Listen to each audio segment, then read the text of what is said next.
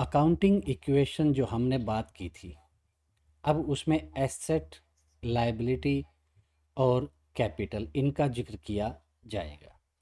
तो ये जो एग्जाम्पल है इसमें रोहित का जिक्र है। तो जो कैपिटल है 5 लाख, 5 लाख रुपए से बिजनेस स्टार्ट किया।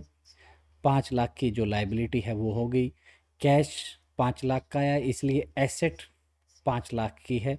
तो दोनों साइड यानी कि एसेट और लायबिलिटी हमारी बराबर है। अब इससे आगे रोहित अपना बैंक अकाउंट खोलते हैं। तो open A bank account in state bank of India with A amount of ₹4,80,000। तो 4,80,000 जब बैंक में जमा कर दिए, खाता खोला, तो कैश बचा सिर्फ 20,000। तो यहाँ पर लाइबिलिटी में जो कैपिटल है वो तो 5 लाख लगाई थी, तो कैश इन हैंड बचा 20 लाख, बैंक में हो गए 4,80,000। तो टोटल की बात करेंगे तो वही 5 लाख। तो लाइबिलिटी और एसेट फिर बराबर हैं, कोई दिक्कत नहीं है। अब bought furniture for ₹60,000 and cheque was issued on the same day. 60,000 का फर्नीचर खरीदा, फर्नीचर हमारी एसेट है, ये जुड़ जाएगा, एक कॉलम बन जाएगा। चेक इशू किया, इसका मतलब हमारा जो बैंक में से पैसा है वो कम हो गया है। तो कैपिटल 5 लाख की थी, उसके बाद और कोई पैसा ओनर ने न तो लगाया न यहाँ से ड्राइंग्स की है। तो कैश इन हैंड 20,000 थे, बैंक में 480 में से 60 निकल गए, 420 बचे और 60,000 का फर्नीचर हो गया। ये आप डेली लाइफ में सब चीज़ें देखते हैं, वही चीज़ें हैं बस, लेकिन अब ये कॉलम अलग अलग हो गया, कैश इन हैंड, बैंक और फर्नीचर। ये इक्वेशन है, इनको तीनों को जोड़ेंगे, ये आपकी एसेट हैं। Asset is equal to liability. अब bought plant and machinery for the business for ₹1,25,000 and an advance of ₹10,000 in cash. 10,000 तो कैश में पे कर दिए। Paid to MS Ramji Lal. अब जो नए कैंडिडेट हैं वो थोड़ा सा ध्यान देना इधर। यहाँ 1,25,000 की जो मशीनरी खरीदी गई है वहाँ पर 10,000 कैश एडवांस में दे दिया है, और जिससे कभी खरीदी जाए उसका अगर नाम बता दिया जाता है तो इसका मतलब पेमेंट नहीं की गई है। और आगे तो 10,000 तो कैश कम हो गया, 20 थे, तो कैश इन हैंड रह गया 10,000। मशीनरी आई 1,25,000 की, ठीक है, ये हमारी एसेट है, ये तो जुड़ेगी 1,25,000। बैंक का हमारे पास 4,20,000 पहले से था, वो भी है, और फर्नीचर पहले से था, वो भी है। तो यहाँ पर 6,15,000 टोटल बनती है एसेट। और हमारी जो ओनर ने 5 लाख लगाए थे, अब 1,25,000 में से पेमेंट सिर्फ और सिर्फ हुई है 10,000 की, यानी कि 1,15,000 रुपये की अभी भी उधार है। तो ये जो उधार है, क्रेडिट है, ये भी तो पैसा पे करना है। पे करेंगे मतलब ये हमारी लाइबिलिटी है जो हमें पे करनी है। तो लाइबिलिटी में 1,15,000 यहाँ जुड़ गए, 5 लाख ओनर की लाइबिलिटी और ये रामजी लाल की 1,15,000, टोटल 6,15,000 की लाइबिलिटी है, और इतनी ही हमारी एसेट है। ये हमेशा बराबर रहेगी। जब कुछ भी बदलाव होगा तो एक जगह कुछ कम हो जाएगा, दूसरी जगह कोई नई चीज़ आ सकती है, या पहले वाली चीज़ में बढ़ जाएगा। और अगर उधार में खरीदी गई है तो एसेट बढ़ी है, और उधार में खरीदा है तो हमारी लाइबिलिटी भी बढ़ी है। चलिए आगे और फिर देखते हैं रोहित जी की जो ट्रांजैक्शन है। Goods purchased from MS Sumit. जब कभी भी परचेज ऐसे की जाती है और नाम आ गया, और पेड इन कैश या कैश परचेज अगर नहीं आया है, कैश पेड या कैश परचेज्ड इन कैश ये नहीं लिखा गया है और सिर्फ नाम आया है, तो इसका समझ लीजिए मतलब ये कि ये उधार में खरीदा गया है। तो goods purchased from MS Sumit traders for ₹55,000। 55,000 रुपये की लाइबिलिटी और बढ़ गई, उधार में खरीदा है, ठीक है, 55,000 की लाइबिलिटी और बढ़ा दी। तो पहले से 5 लाख और 1,15,000 और 55,000, ये 6,70,000 की हमारी लाइबिलिटी हो गई। अब सामान खरीदा है तो सामान आया भी है, तो 55,000 की हमारी एसेट भी आ गई। अब जो स्टॉक है वो बढ़ गया, बाकी सब पहले वाली सारी चीज़ें वैसी ही हैं, इसमें 55,000 और जुड़ गए, 55 इधर भी जुड़ गए, 55 उधर भी जुड़ गए। इससे क्या फ़र्क पड़ा? टोटल ज़्यादा हो गया, ये फ़र्क पड़ा, लेकिन बराबर रहेगा। फिर है goods costing ₹25,000 sold to Rajni enterprises for ₹35,000। अब फिर नाम आया है, कैश में सेल हुई ये नहीं लिखा गया, कैश सेल लिखता तो कैश बढ़ गया होता तो हम कैश में प्लस कर देते 35,000, लेकिन यहाँ पर तो नाम दे दिया, इसका मतलब ये उधार में खरीदा गया है। और अगर उधार में जिसको सामान देते हैं वो हमारा होता है डेटर, और डेटर हमारा एसेट होता है।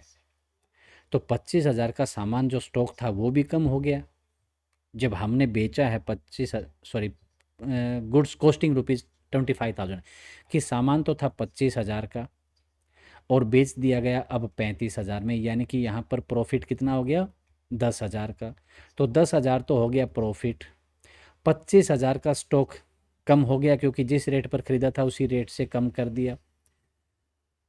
35,000 की सेल जो हुई है, यहाँ पर 10,000 का प्रॉफिट हुआ है। इससे हमारा एक डेटर, ये लाइबिलिटी साइड में कोई चेंज नहीं हुआ, लेकिन हमारा जो डेटर है ये क्रिएट हो गए 35,000 के। 35,000 के डेटर हैं। अब जो सामान था, स्टॉक था, अब वो बचा 30,000 का। पहले कितने का जी 55,000 का था। चलिए थोड़ा सा ऊपर करके देखते हैं। 55,000 का स्टॉक था, ये यहाँ पर लिखा है। अगर वो सर लाइबिलिटी जी लाइबिलिटी में भी चेंज आ गया ना सर, 5 लाख से 5-10 की होगी कैपिटल उसकी। नहीं, कैपिटल, हाँ ये लाइबिलिटी में चेंज है, ठीक ठीक है जी। इंटरनल लाइबिलिटी आएगा, जो 10,000 प्रॉफिट निकला है वो तो ओनर का जाएगा। तो यहाँ पर 25,000 जिस कॉस्ट पर खरीदा था उतना तो सामान कम हो गया, और 35,000 रुपये हम लेंगे अपने डेटर से जो सामान उधार में खरीद कर लेकर गया है। तो वो 35,000 तो उससे ले लेंगे, वो लिख दिया, ठीक है। 25,000 का हमने स्टॉक कम कर दिया, वो एडजस्ट होके 25 यहाँ आ गए, लेकिन अब 10,000 का डिफरेंस आ गया। 25 यहाँ 55,000 में से माइनस किया 30, हाँ 25 यहाँ माइनस करके नीचे 35,000 प्लस कर दिए, यानी कि अभी 10,000 ज़्यादा हो गया हमारी एसेट साइड में। और एसेट साइड में ज़्यादा क्या हुआ कि हमें जो सामान खरीदा था अब वो बेचा गया है ज़्यादा रेट में, यानी कि प्रॉफिट हो गया। और जो प्रॉफिट होता है वो हमारा कैपिटल जो ओनर की है उसमें ऐड हो जाएगा। तो 5 लाख थी, 5 लाख की जगह अब ये 5,10,000 हो गई। रामजी लाल का कोई और ट्रांजैक्शन नहीं हुआ है, सुमित ट्रेडर्स का पहले हो चुका है। तो अब ये 6,70,000 थी, 10,000 का प्रॉफिट हुआ। लाइबिलिटी हमारी 6,80,000 की, अब ओनर को 10,000 रुपये और बढ़ चुके हैं जो कि कैपिटल है। तो इन टर्म्स ऑफ इक्वेशन हर बार हमारी जो एसेट है वो एल प्लस सी, ये दोनों लाइबिलिटी ही हैं। कैपिटल ओनर की है और ये बाहर की है, तो जितनी भी लाइबिलिटीज़ हैं उसके बराबर आया है हर बार।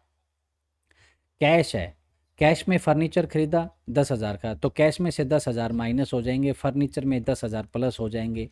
टोटल में कोई फ़र्क नहीं आएगा, जो पहले था वही रहेगा।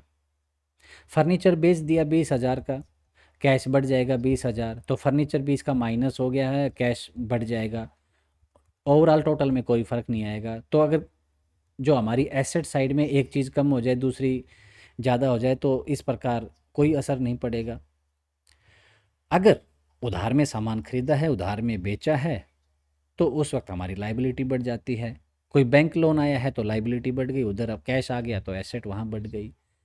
तो इस प्रकार हमारी एसेट हमेशा लाइबिलिटी के बराबर रहेगी, और लाइबिलिटी दो तरह की हैं, एक एक्सटर्नल होगी और जो इंटरनल है वो हमारी कैपिटल होती है। ठीक है जी। तो ये ट्रांजैक्शंस इस प्रकार, एक एग्जांपल लिया तो थोड़ा सा समझने में और आसानी होती है। अब आपको शेयर कर देंगे ये ट्रांजैक्शन, आप देखना चाहें तो और भी हैं ट्रांजैक्शन, उनको आप प्रैक्टिस कर सकते हैं जिससे आपको और आइडिया मिलेगा। ये पीडीएफ आपको शेयर कर देंगे जिसमें जैसे कैश अभी ऊपर सीधा लिख के दिखाया था, यहाँ पर है कि रोहित स्टार्टेड बिजनेस 5 लाख, तो 5 लाख का कैश है, बाकी सब कुछ नहीं है। और फिर जो आगे है बैंक अकाउंट खोला तो यहाँ पर 4,80,000 कैश लेकर बैंक में जमा कर दिया, यहाँ बैंक का एक एसेट और क्रिएट हो गया, बाकी सब जीरो हैं। फिर 60,000 रुपये का फर्नीचर खरीदा, चेक इशू किया है, तो यहाँ पर कैश में तो कोई फ़र्क नहीं पड़ा, जीरो है, लेकिन चेक से 60,000 माइनस हो गए, -60,000 दिखा दिया यहाँ पर, फिर 4,20 बचे। लेकिन एक नई एसेट का कॉलम क्रिएट कर दिया क्योंकि फर्नीचर आ गया अब, तो 60,000 का फर्नीचर हो गया। इसके बाद प्लांट्स एंड मशीनरी खरीदी 1,25,000 की, जिसमें से 10,000 रुपये की कैश पेमेंट की गई है, तो 10,000 कैश माइनस हो गया। ये थोड़ा प्रेजेंटेशन में क्लियर है कि यहाँ पर माइनस हो गया क्योंकि कैश दिया गया है। मशीनरी का एक और एसेट हमारी क्रिएट हो गई 1,25,000 की। अब ये आगे हमारी जो लाइबिलिटीज़ हैं, तो लाइबिलिटी 1,15,000 की होगी क्योंकि 10 तो कैश दे दिया, तो 1,25,000 में 10 माइनस हो गए तो 1,15 बचे, वो हमारी लाइबिलिटी होगी। फिर वही गुड्स परचेज सुमित ट्रेडर से परचेज किए हैं, तो गुड्स जो स्टॉक है हमारा 55,000 का हो गया, लेकिन अब ना तो पैसा दिया गया है तो पैसा कम नहीं हुआ, ना बैंक से कुछ कम हुआ है, न कोई और सामान कम हुआ है, तो ये 55,000 सीधा बढ़ गया। तो वैसे ये लाइबिलिटी साइड में भी कहीं ना कहीं बढ़ना चाहिए, तो उधार में ख़रीदा है तो लाइबिलिटी बढ़ गई, तो दोनों साइड का फिर टोटल बराबर हो जाएगा। तो इस प्रकार आपकी ये अकाउंटिंग इक्वेशन रहेगी। इसके बारे में किसी का कोई पॉइंट है तो बताइए प्लीज़।